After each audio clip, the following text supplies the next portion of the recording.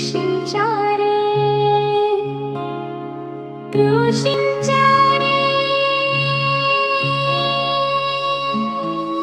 നിങ്ങളെ സ്നേഹിക്കുന്നവരെ നിങ്ങൾ സ്നേഹിക്കുന്നതിൽ എന്തു മേന്മയാണുള്ളത്? പാപികളും തങ്ങളെ സ്നേഹിക്കുന്നവരെ സ്നേഹിക്കുന്നുണ്ടല്ലോ.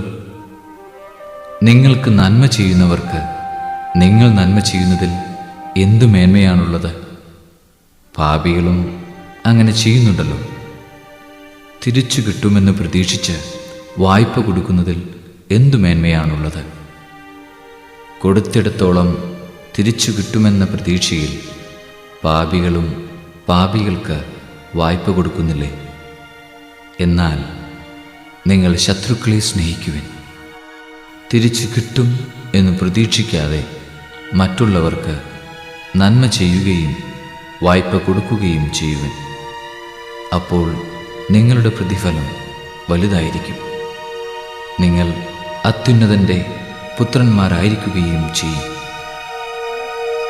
കാരണം അവിടുന്ന് നന്ദിഹീനരോടും ദുഷ്ടരോടും കരുണ കാണിക്കുന്നു. നിങ്ങളുടെ പിതാവ് കരുണയുള്ളവനായിരിക്കുന്നതുപോലെ നിങ്ങളും കരുണയുള്ളവരായിരിക്കുവിൻ. ക്രൂശിച്ചാരേ, ക്രൂശിച്ചാരേ.